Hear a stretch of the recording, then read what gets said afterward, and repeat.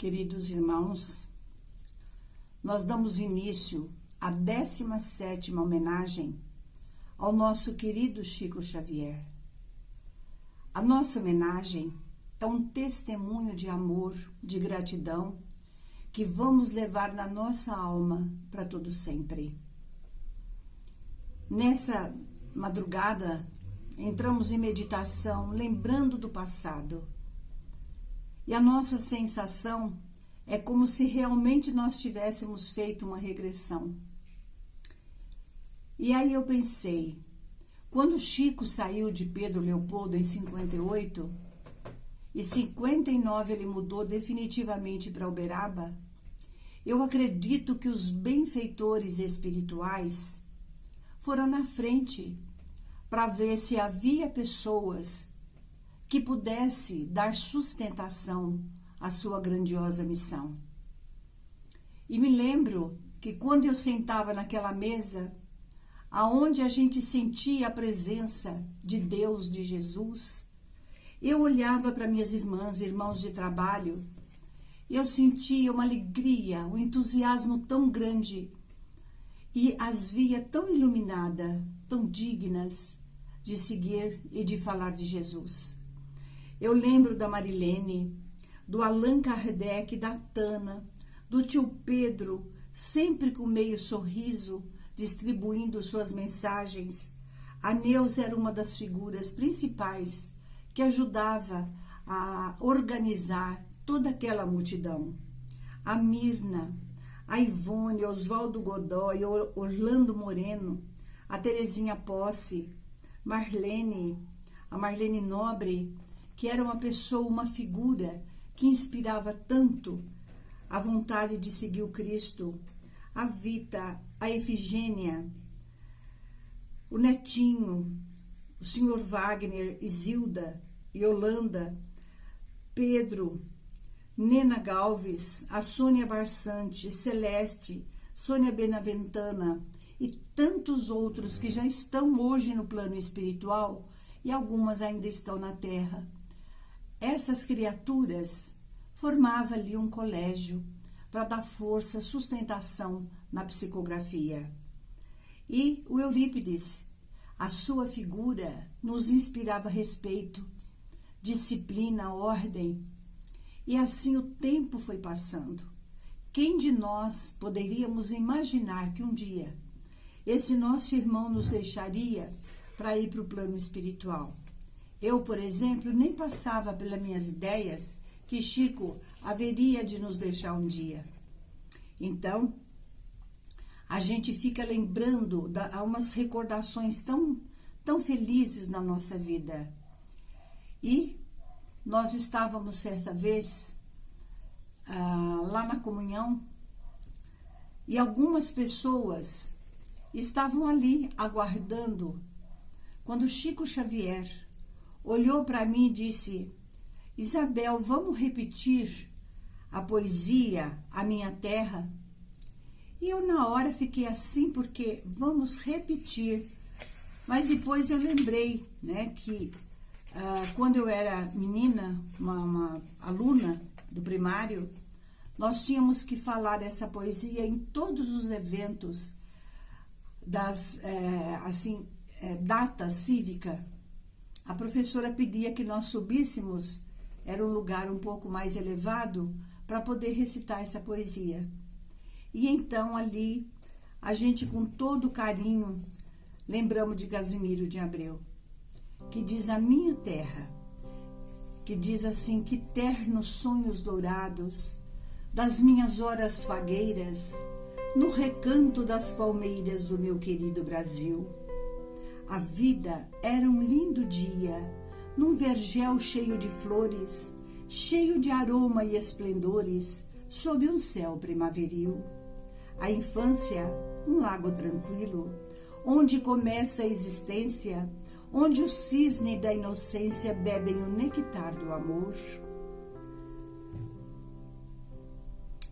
A mocidade era um hino de melodias suaves, formadas de trinos de aves e de perfumes de flores. O dia, manhã ridente, numa canção de alvorada, a noite toda estrelada após o doce arrebol, e na paisagem querida, os ramos das laranjeiras e das frondosas mangueiras douradas à luz do sol. Oh, que clarão dentro d'alma, constantemente cismando, com o pensamento sonhando, e o coração a cantar, na delicada harmonia que nascia da beleza, do verde da natureza e do verde do lindo mar. Oh, que poema existência, de infância e de mocidade, de ternura e de saudades, de tristezas e de prazer, igual um canto sublime, como uma noite inspirada, na noite e na madrugada, na tarde e no amanhecer.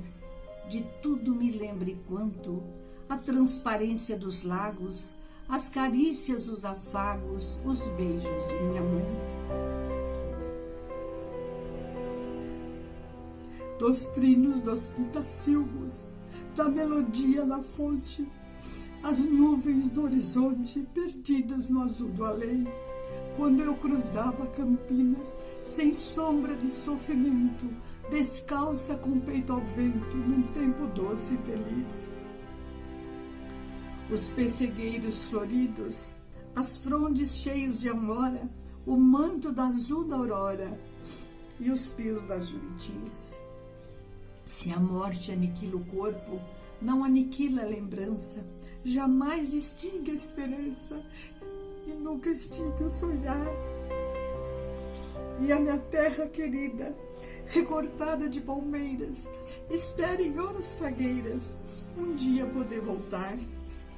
Essa vez, nós não tivemos aqui a presença da Neuza e dos outros companheiros que têm nos ajudado a fazer essa recordação das coisas, não é? De Chico Xavier.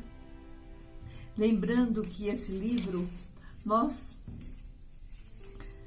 queremos dizer que foi o primeiro livro que ele psicografou. E foi editado no dia 6/7/32, quando ele levou esse livro, a sua psicografia, para a Federação Espírita Brasileira. Houve até uma dúvida, porque o médium estava dando os primeiros passos, e por ser os primeiros passos, já vinha carregado de luz, de recordações, aonde tantos poetas que falavam em vida, que falavam em beleza, em natureza, de repente, eles, lá na espiritualidade, eles transformavam toda essa poesia como que num louvor à natureza, um louvor a Deus, a Jesus, a própria vida. Então, a minha emoção nada mais é do que as recordações, como se de repente a gente tivesse uma regressão espontânea. Então, nessa 17ª homenagem ao Chico, nós não poderíamos deixar passar em branco, porque não é possível tanta recordação, tanto amor, tanto carinho, uma pessoa que nos ensinou a amar Jesus acima de tudo, uma pessoa que deu tanto testemunho e que nós fizemos um voto, sim, de seguir Jesus Kardec e acrescentar as suas obras por ser o complemento da codificação espírita. Então, é lógico que nós nos emocionamos pelas recordações. E hoje, me passa agora pela cabeça, quando Chico disse que nós tínhamos que abrir a casa espírita, nós estávamos fazendo as primeiras reuniões na nossa casa, onde havia um salão, e ali meus irmãos iam toda terça-feira para fazermos o evangelho juntos. E começou a aparecer pessoas. A primeira pessoa que veio pedir ajuda, que era muito séria, foi uma amiga de infância, a Rosa Salum, que hoje está conosco lá no Jesus Redivivo, dando também o seu trabalho, levando a sua cunhada Luzia, da qual a gente é muito grata, e tantas pessoas que passaram pela nossa casa. Mas eu lembro que quando meu irmão disse, você vai fazer esses trabalhos num sobrado, era um sobrado simples, Mas eu não estava levando tão a sério. Para mim, bastava fazer o evangelho, distribuir algum alimento, conversar com alguém e já estava cumprida a missão. Embora muitas vezes na visão eu via tudo grande, salões grandes, mas eu pensava talvez seja até do plano espiritual. Então, Chico, nessas recordações tão maravilhosas, eu quero lembrar do teu carinho, do seu amor. E por mais que eu trabalhe, por mais que eu viva, eu nunca vou conseguir passar tudo quanto eu aprendi, porque o seu olhar era único, o seu meio sorriso era único. E hoje, numa saudade imensa, eu quero levar o pensamento a Deus, a Maria Santíssima, que tanto te protegia, aonde você também tinha uma facilidade tão grande de vê-la. Eu quero pedir, interceda junto a Jesus por nós, pela pátria do Evangelho, pela terra toda. Olhe por aqueles corações de boa vontade, Chico, aqueles que fazem as suas orações em casa, aqueles que sentem tanto medo dessa doença que matou já tantas pessoas. Mais uma vez, interceda, Chico, em favor de todos nós, daqueles que governam, daqueles que hoje não têm o que pôr no prato para se alimentarem devido à perda do emprego. E aceita a nossa homenagem. Nesse instante eu me uno com a Neuza, com Eurípides, com a Celeste. Eu me uno com as duas Sônias amigas, a Barçante e a Benaventana, e todas, a Maria Elisa, a Jô, que todos estejam agora aqui representando Uberaba, para que nós possamos uma vez mais, ó Chico, agradecer-te para todo sempre, e receba as flores do nosso coração, que vai perfumada, porque, como diz a música, trabalha, faça o bem, porque quando você abrir as mãos para pedir alguma coisa, naturalmente que virá cheia de perfume. E hoje, Chico, cresceu a nossa casa. Nós temos nossos companheiros nos Estados Unidos, que eles possam também receber o nosso agradecimento e que a tua bênção continue se estendendo em nome de Jesus na nossa casa espírita, as pessoas que acreditam no nosso trabalho, as pessoas que tomam passe, que chegam em obsessão, tudo isto dentro de uma simplicidade. Por isso, eu quero unir a minha voz à sua voz e novamente saudar a Jesus, mas sobretudo a Maria Santíssima, que te deu força, sustentação, porque cada vez que você era caluniado, perseguido, você corria junto da imagem dela para orar, para pedir. Então vamos dizer: Ave Maria, cheia de graça, o Senhor é convosco, bendita sois vós entre as mulheres, bendito é o fruto do vosso ventre, Jesus. Santa Maria, Mãe de nosso Senhor Jesus Cristo, rogai por nós, pecadores, agora e na hora de nossa passagem para o mundo dos espíritos. E a partir desse instante, nós queremos dizer que começa a homenagem aos livros, aos seus pais, aos seus familiares, mas a você principalmente, que fez da humanidade os seus irmãos. Que Deus te abençoe, Chico, aonde você estiver. Receba o nosso coração, graças a Deus.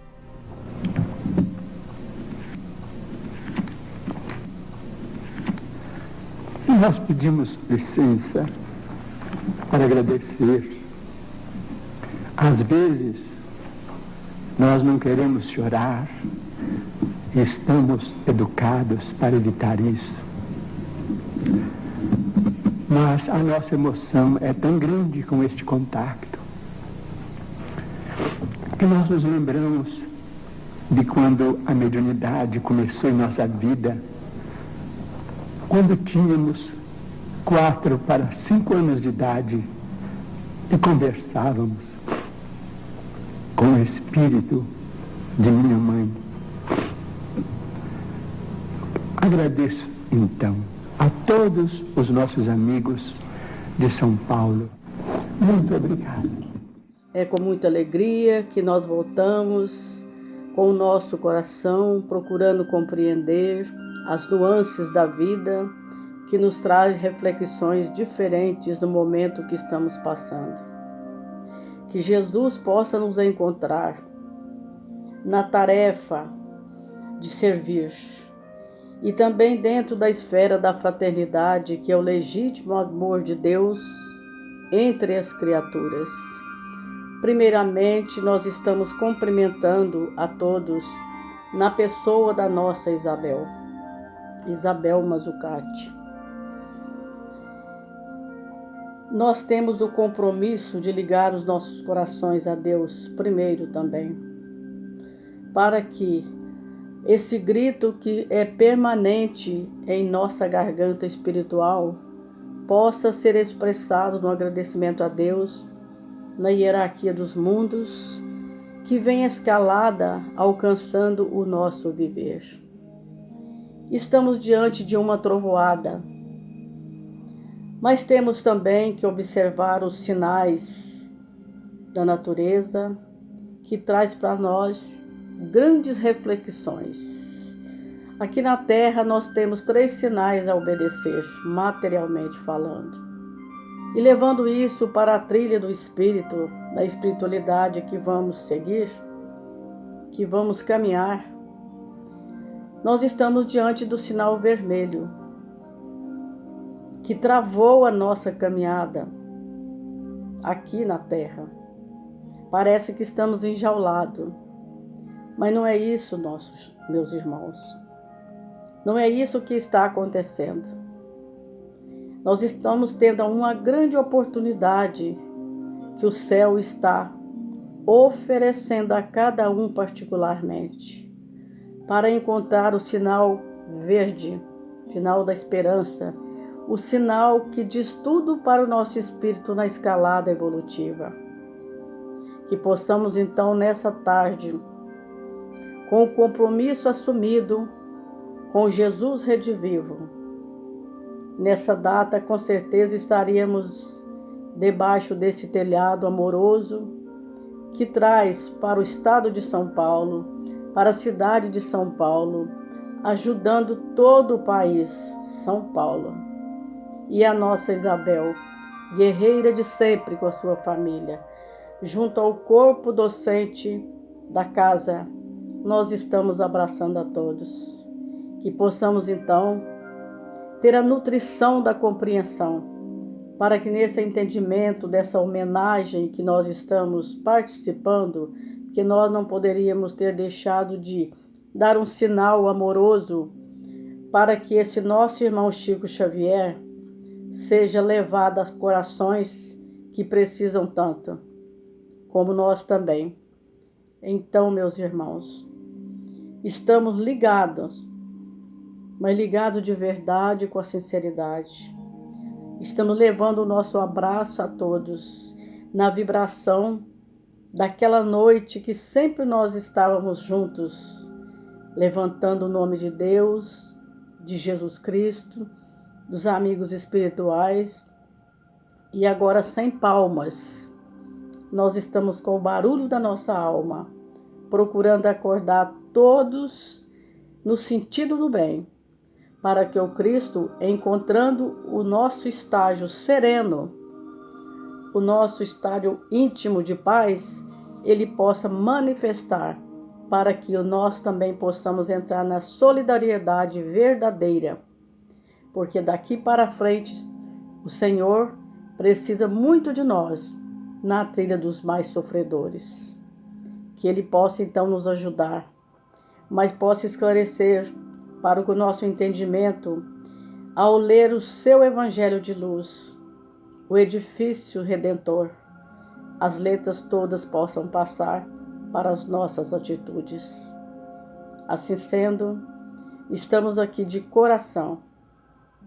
Este coração que trabalha sempre a favor do corpo, mas que a sensibilidade espiritual de cada um possa nos entender e ligar também na noite de dia 19, no telhado do Centro Espírita Rede Vivo, para o campeonato dos espíritos benfeitores, possa jogar a bola, mas aquela bola do gol, para que todos possam gritar: obrigado, Senhor, mais uma vez. Que Jesus nos abençoe, amparando-nos todos nós, mas que as nossas mãos sejam estendidas para todos que não têm a mesma oportunidade que nós. Sejamos fortes, companheiros. Agora uma canção que o Chico sempre gostou muito, acho que continua gostando, né? Ai Lili, Ai Lou. Estivemos algumas vezes lá em Pedro Leopoldo, terra natal do Chico, né? E as pessoas lá têm algumas apresentações, eventos musicais, né? Festival, tem um festival chamado Festival de Luz. E sempre se canta essa música e se lembra do Chico com muito carinho. Aquela assim, ó. Um passarinho me ensinou uma canção feliz, e quando solitário estou, mais triste do que sempre sou, recordo que ele me ensinou nesta canção que diz: eu vivo a vida cantando ai lili, ai lou, por isso sempre contente estou. O que passou, passou, o mundo gira depressa, e nessas voltas que eu vou, cantando a canção tão feliz que diz ai lili, ai lou. Por isso é que sempre contente estou. Ai lili, ai lou. Eu vivo a vida cantando ai lili, ai lou. Por isso sempre contente estou. O que passou, passou. O mundo gira depressa, e nessas voltas que eu vou, cantando a canção tão feliz que diz ai lili, ai lou. Por isso é que sempre contente estou. Ai lili, ai lou. Grande Chico. Sua doutrina penetrou até as regiões mais afastadas do globo. Reuniu aos milhões o conjunto de partidários e adeptos. Seguindo seu ensino, criaram-se federações, grupos, jornais, revistas, publicações inúmeras. O homem que criou essa doutrina, além de vigoroso cérebro, teve imenso coração, afável, simples, justo, confiante na infinita bondade de Deus. Falamos de Hippolyte Léon Denisard Rivail, ou pelo pseudônimo céltico, Allan Kardec. Nascido em Lyon, a 3 de outubro de 1804. Herdeiro de um passado familiar de honra, completa sua bagagem escolar em Yverdon, Suíça, com o célebre professor Pestalozzi. Casa-se com Amélie Gabrielle Baudet. Estamos em pleno século XIX, cenário marcado por milagres e golpes de farsantes. No entanto, as mesas giravam. Kardec estudara por décadas o magnetismo e o sonambulismo. Percebe a cura pelo magnetismo. Kardec sabia o que estava em jogo quando aceita participar de uma sessão na casa da senhora de Pleine-Maison, pessoa respeitável e confiável, enquanto a fé e a ciência mediam forças. Breve prece antecede a reunião. Silêncio absoluto. Já que todas as perguntas formuladas metodicamente por Kardec eram respondidas com precisão, profundidade e lógica, veio a ideia de publicar os ensinamentos recebidos para a instrução de todos. Sai publicada a primeira edição em 18 de abril de 1857 de O Livro dos Espíritos. Responde por cartas, inclusive às críticas gerais, às ideias novas, tratando com urbanidade mesmo os adversários. Alguns utilizavam-se de injúrias e controvérsias sem qualquer outro objetivo que não o de atacar a doutrina e seus adeptos. Tenho aqui, em minhas mãos, a carta de um católico sobre o Espiritismo e que me chega pelo Dr. Hahn, antigo vice-cônsul da França em Paris. Exulta-me dizer que o autor deste artigo foi feliz em afirmar que é possível, há um tempo, ser bom católico e fervoroso espírita, por fatos e argumentos de uma lógica rigorosa. Estabelece a concordância do espiritismo com a religião e demonstra que todos os dogmas fundamentais encontram na doutrina uma explicação que satisfaz a razão mais exigente. E é dessa forma que encontraremos menos incrédulos.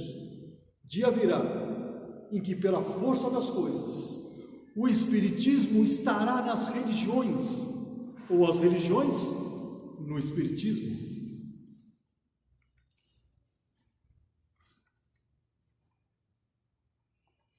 Já aqui uma carta sobre a incredulidade. Um dos nossos colegas, o senhor Canu, outrora muito imbuído dos princípios materialistas, e que o espiritismo levou a uma apreciação mais sadia das coisas, acusava-se de se ter feito propagandista de doutrinas que agora considera subversivas da ordem social. Deseja esclarecer aqueles que transviou, quer elucidar razoavelmente. Eis a carta. Paris, 10 de novembro de 1860. Meu caro amigo, comumente se diz, tudo passa.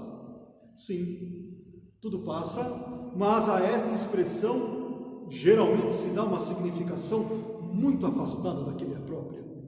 Tudo passa, mas nada acaba, senão a forma. Tudo passa no sentido de que tudo marcha e segue o seu curso, mas não um curso cego e sem objetivo, embora jamais deva acabar.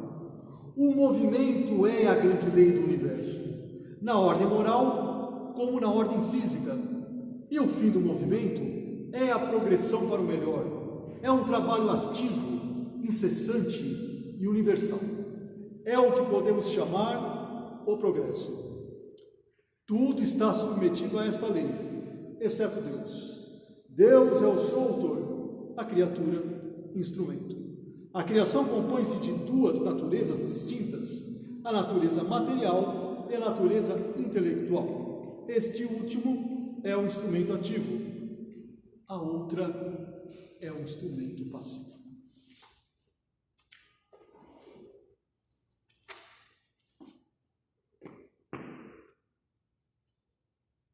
Já aqui, um cultor do narcisismo intelectual. Qualquer polêmica que possa degenerar-se em personalismo nos repugna. Penso, entretanto, que a Padre Marrousseau devo responder. De início, sua brochura anunciava que a mesma deveria enterrar-me vivo. Quis então esperar o acontecimento e verifico com prazer que não estamos mortos, que mesmo o Espiritismo encontra-se mais vivaz que nunca, que em toda parte onde pregaram contra o Espiritismo, o número de adeptos aumentou, que em todos os países o número de sociedades aumentaram, que este crescimento está na razão da violência dos ataques. Sou um homem positivo, sem entusiasmos, que tudo julga serenamente, raciocínio de acordo com os fatos e digo, já que o número de adeptos espíritas é maior do que nunca, malgrado a brochura do Sr. Marrousseau e todas as outras, malgrado todos os sermões e mandamentos, é que os argumentos de que se fizeram valer não persuadiram as massas. Creio ser de lógica elementar julgar o valor de uma causa por seus efeitos. Penso de um modo diferente do vosso, Sr. Padre. Como um general que observa o movimento da batalha, julgo a força dos golpes, não o ruído que fazem, mas os efeitos que produzem. Por isso, respostas individuais seriam assim inúteis. Quando trato de alguma questão suscitada por algum adversário, não é para convencê-lo, longe disso, muito menos para levá-lo a renunciar à sua fé, que respeito quando sincera, é unicamente para a instrução dos espíritas, e porque ali vejo pontos a desenvolver ou questões a elucidar. Refuto os princípios, não os indivíduos. Os princípios ficam, os indivíduos desaparecem. Eis porque pouco me inquieto com personalidades que amanhã talvez não mais existam, ou das quais não mais se falará, seja lá qual for a importância que procuram dar-se. Reconduzir ao bem é para nós a verdadeira conversão. Um homem reconduzido a Deus e a caridade para com o próximo pelo Espiritismo é para nós a mais útil vitória. O senhor disse que o Espiritismo está em contradição com a doutrina da Igreja, mas disse também que o Espiritismo deve continuar combatendo o materialismo e dar provas ao homem da imortalidade da alma. Ora, o Espiritismo então serve para alguma coisa? Se as manifestações de além-túmulo são úteis para destruir o materialismo e dar provas da imortalidade, então não é o diabo que se manifesta? O senhor mencionou que eu seria o chefe de um batalhão espiritual. Se se refere aos espíritos, isto é um absurdo. Se aos espíritas, uma falsidade. É notório que eu jamais me constituí em chefe de coisa alguma. Os espíritas têm em relação a mim bom sentimento e de resto depositam confiança, ao passo que eu apenas utilizo a vitória moral para esclarecer e para recomendar a todos calma, moderação e abstenção de represálias, mesmo em relação àqueles que nos tratam indignamente. Lembro-lhes a prática da caridade, mesmo para com os inimigos e para com os detratores.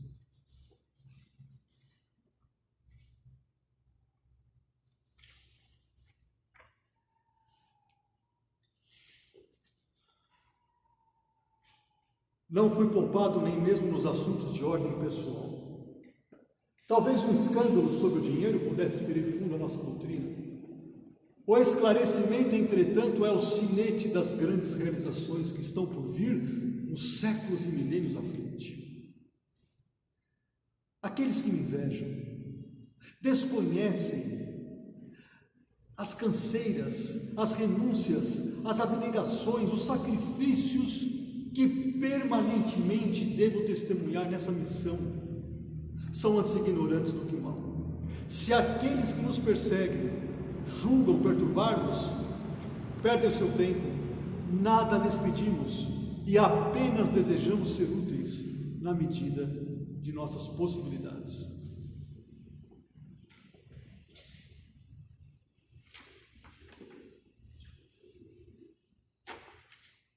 Um eclesiástico de Lyon propala a ideia de uma fabulosa fortuna amealhada por mim.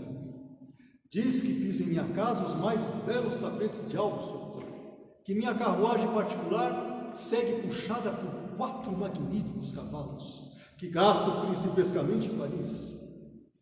Chega a contar de onde vem a fortuna, da Inglaterra, dizendo que cobro caro minhas obras.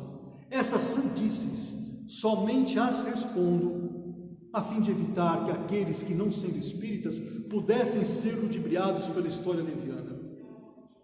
Primeiro lhes asseguro que estava bem longe de desconfiar dessa bela fortuna, mas depois do último relatório que me foi entregue pela Sociedade Espírita de Paris, tudo fica reduzido a uma realidade bem menos dourada.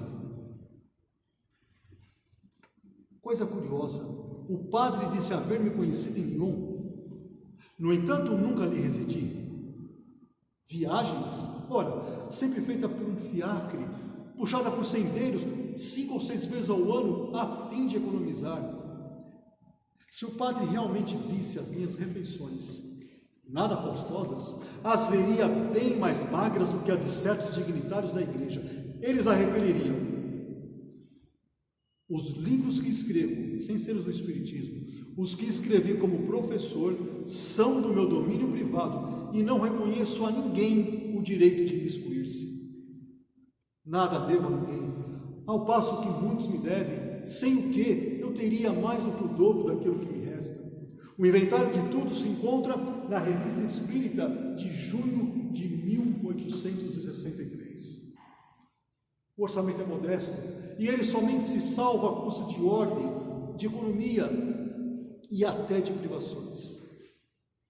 Mas sei que tudo isso se constitui numa causa, que a vida material nada é e da qual estou pronto a sacrificar a minha. Se lamento uma coisa, é a exiguidade dos recursos que não me permitem fazer mais, porque com suficientes meios de execução, empregados com ordem, com economia e em coisas verdadeiramente úteis, avançaríamos meio século no estabelecimento definitivo da doutrina. O Espiritismo não é, nem pode ser causa de enriquecimento. Se eu tivesse essa riqueza e a devesse ao Espiritismo, seria um perjuro aos meus princípios.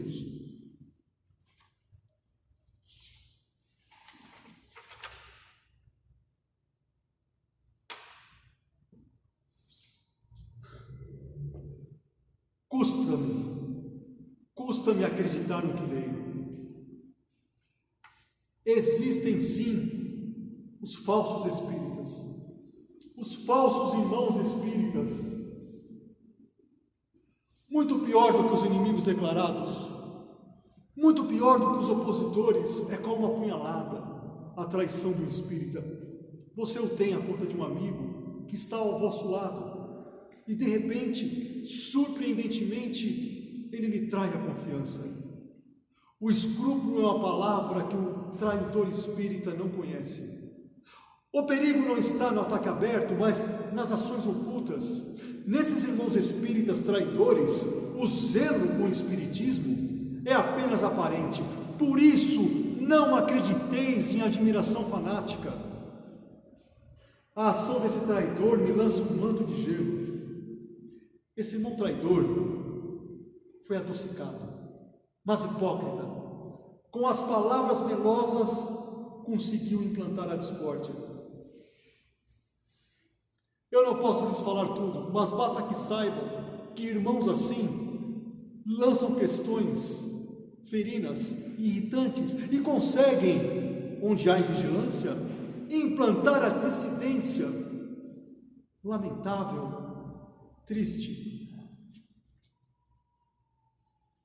Essa carta me atinge muito mais que as outras. Sinto-me exausto. Escasseio dinheiro para a gigantesca obra que os Espíritos me colocam nas mãos. Deixe-me ver, tem uma correspondência e uma singela carta. Senhor Allan Kardec, respeitoso abraço. Com a minha gratidão, remeto-lhe o livro anexo, bem como a sua história, rogando-lhe, antes de tudo, prosseguir em suas tarefas de esclarecimento da humanidade, pois tenho fortes razões para isso. Sou encardenador desde a meninice, trabalhando em grande casa desta capital. Há cerca de 2 anos casei-me com aquela que se revelou minha companheira ideal. Nossa vida corria normalmente e tudo era alegria e esperança, quando no início deste ano, de modo inesperado, minha Antoinette partiu desta vida levada por sorrateira moléstia. Meu desespero foi indescritível e julguei-me condenado ao desamparo eterno. Sem confiança em Deus, sentindo as necessidades do homem do mundo e vivendo com as dúvidas aflitivas do nosso século, resolvera seguir o caminho de tantos outros ante a fatalidade. A prova da separação vencera-me, e eu não passava agora de trapo humano. Faltava ao trabalho e meu chefe, reto e ríspido, ameaçava-me com a dispensa. Minhas forças fugiam. Namorava diversas vezes o Sena e acabei planejando o suicídio. Seria fácil, não sei nadar, pensava. Sucediam-se noites de insônia e dias de angústia. Em madrugada fria, quando as preocupações e o desânimo me dominaram mais fortemente, busquei a ponte Merlier, olhei em torno contemplando a corrente, e ao fixar a mão direita para tirar-me, toquei um objeto algo molhado, que se deslocou da murada, caindo-me aos pés. Surpreendido, distingui um livro que o orvalho me descera. Tomei o volume nas mãos e, procurando a luz mortiça do poste vizinho, pude ler logo no frontispício, entre irritado e curioso: esta obra salvou minha vida.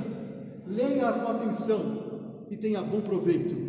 A. Lohan. Estupefato, li a obra, o Livro dos Espíritos, ao qual acrescentei breve mensagem, volume esse que passo às suas mãos abnegadas, autorizando o distinto amigo a fazer dele o que lhe aprouver.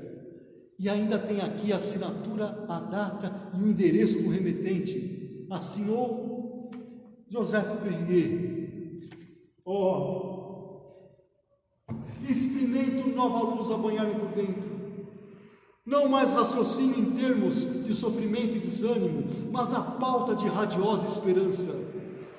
Desculpo as injúrias, abraço os sacrifícios e desconheço as pedradas. Agradeço a todos os nossos companheiros que nos honraram com a sua atenção em seus lares ou em cidades distantes.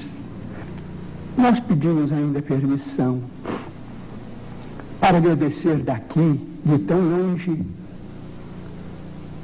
a terra generosa da cidade de Uberaba, que nos abraçou e que nos abençoa maternalmente como um filho entre os seus filhos.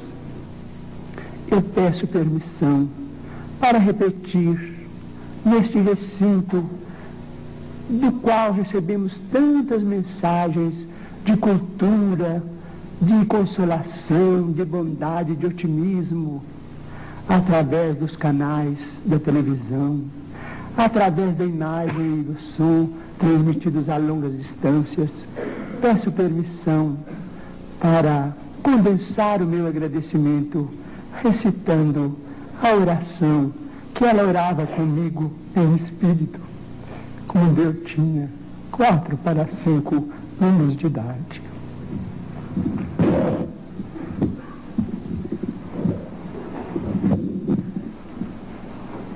Pai nosso que estás no céu, santificado seja o vosso nome. Venha a nós o vosso reino. Seja feito, Senhor, a vossa vontade, assim na terra como nos céus. O pão nosso de cada dia, dai-nos hoje, Senhor. Perdoai as nossas dívidas, assim como perdoamos aos nossos devedores. Não nos deixeis, Senhor, cair em tentação, mas livrai-nos do mal, porque vossos são o poder, a majestade, a glória, o amor e a bênção, para sempre assim seja. Muito obrigado.